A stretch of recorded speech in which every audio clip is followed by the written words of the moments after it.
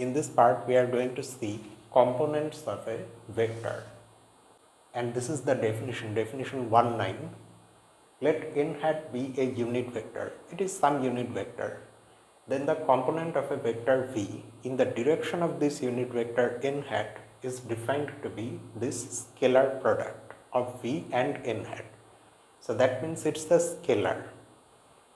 And the component of v in the direction of a general vector a, which is non-zero, is this scalar product of v and a hat, where a hat is the unit vector in the direction of a, which you obtain from a by dividing it by its magnitude. Next, we see some properties of components, and the first one is its geometric significance. Let's again consider the vectors v and n hat. So, say OV is a representation of v, a geometric representation of the abstract vector v. And say n hat is pointing in this direction, and because it's unit vector, its magnitude is 1, that's always there. So what we did here is that we drew a line parallel to the direction of n hat through the point O, which is the initial point of this representation OV of the abstract vector v. And then we also dropped a perpendicular from the terminal point v onto this line, which is parallel to n hat. And the foot of that perpendicular is v prime. So that's how we are getting this right angled triangle, where this is the right angle. And say this angle is theta. So this is one of the two possible angles between v and this unit vector n hat. Alright, so now if we consider the component of v in the direction of n hat, that is this scalar product, then by definition it becomes this. The magnitude of v times the magnitude of n hat times cosine of theta. Okay, but recalling the definition of scalar product, why are we able to use this definition? Well, actually here we are assuming that v is a non-zero vector. Otherwise, you know already that you have to use that slight extension of the definition, where this by definition would be equal to 0. N hat of course is never 0 because it's a unit vector, its magnitude is 1, not 0. But v may still be 0. So here, ideally I should have written that v is non-zero before writing this line, but that's understood. Let's just assume that it's there. So we now have this. Now n hat being a unit vector has magnitude 1. So this is 1 and that vanishes. The magnitude of v is the length of this line segment. That means it's just OV cos theta. And from elementary trigonometry, OV cos theta is easily found to be OV prime, where OV prime is the projection of OV onto the line through O parallel to n hat. So let me tell you what this thing is. You can think of it this way. Say you are standing here, okay, and you are shining a flashlight onto this line segment OV so that the flashlight is pointing in that direction which is perpendicular to this line. Then there will be a shadow of OV cast on this line. OV prime is that shadow. That is the projection. So that is the geometric significance of the component of a vector in the direction of a unit vector, that it is the length of the shadow of that vector on that line which is parallel to that unit vector, if the flashlight is shown on it in that way. But that still leaves us with that other case where v is 0. If v is 0, then the component by definition is 0. However, what will you have here when v is 0? Then this is the vector v represented by the single point O. And following that shadow analogy, if you now shine flashlight on O, which actually is sitting on this line itself, then what is the shadow of that single point O? Still a single point and exactly at this location. So that is also the projection of the vector V, which in this case is just a point, geometrically speaking, and that has length 0. So the shadow does not have any length. So in that sense also you can think of it. Next we have property 2, where the vector V is this sum of 3 vectors V1, V2 and V3. Then the component of V in the direction of n hat is this, which by properties of scalar product equals the sum of these scalar products of these vectors with n hat. This means that the component of V in the direction of n hat is the sum of the components of these individual vectors in the direction of n hat. Then property 3, where this is a general basis set. Let's recall that such a set consists of just 3 non-coplanar vectors. That's it.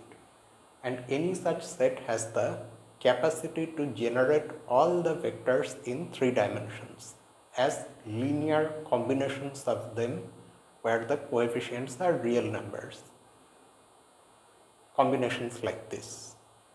And say V is one such vector expressed as a linear combination of A, B and C with these coefficients respectively lambda, mu and nu, which are some real numbers. But if so, then these coefficients lambda, mu and nu are not necessarily the components of V in the directions of A, B and C respectively. But if in place of that general basis consisting of the non-coplanar vectors A, B and C, you have an orthonormal basis, then you can say something. What is the difference first of all between that general basis and this orthonormal basis? The difference is that here all the vectors are unit vectors. In a general basis the vectors need not be unit, it's just that the vectors have to be non-zero. And the other difference is that here any two distinct vectors are perpendicular to each other. That's not necessary in the general basis. So in this case, say V has been expressed as this linear combination of these orthonormal vectors I hat, j hat and k hat with those same coefficients lambda, mu and nu respectively.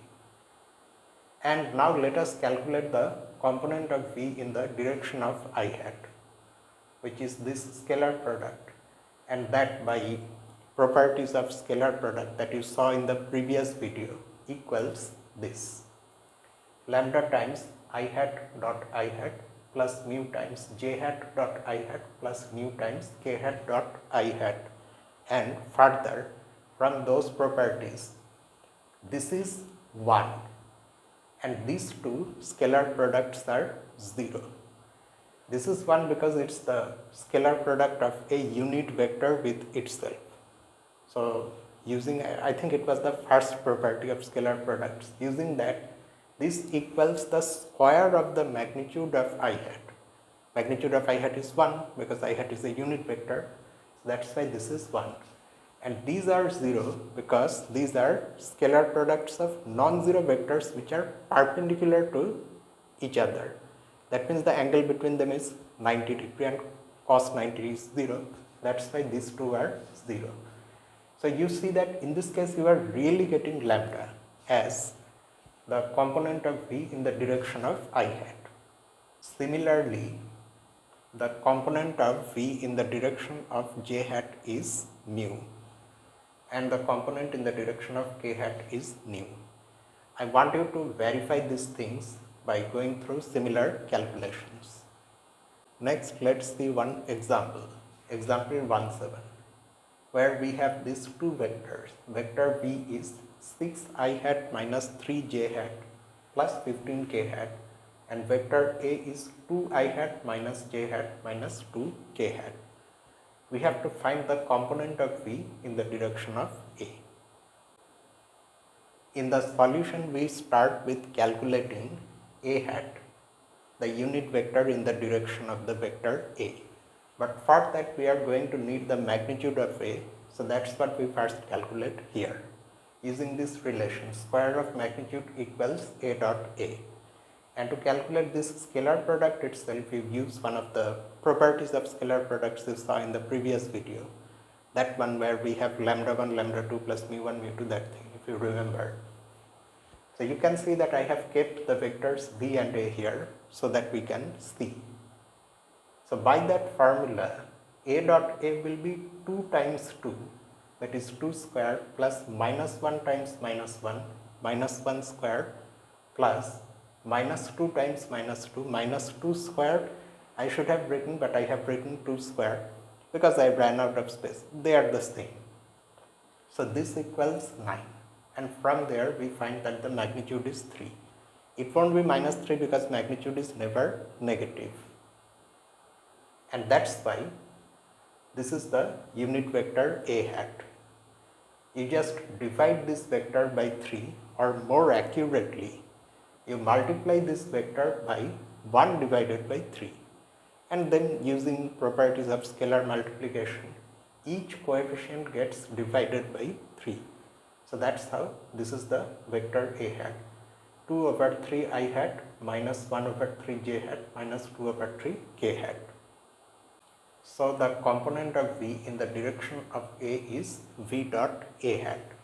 So we look at the vectors, this is V and this is A hat. So to calculate this scalar product, we multiply the corresponding coefficients and add those products up. That's it. So that means 6 times 2 divided by 3 minus 3 times minus 1 divided by 3 plus 15 times minus 2 divided by 3. So if you do the cancellations here, you will have 2 times 2, that means 4, minus and minus give you plus 1, minus because there is a minus inside. Cancelling 15 and 3, you get 5. 5 times 2 is 10. So 5 minus 10 is minus 5. So that is the answer. And here components of vectors ends. I mean, these are brief things, preliminaries still. And next week we are going to see the vector product of two vectors, or which you more commonly know as the cross product of two vectors, A cross B.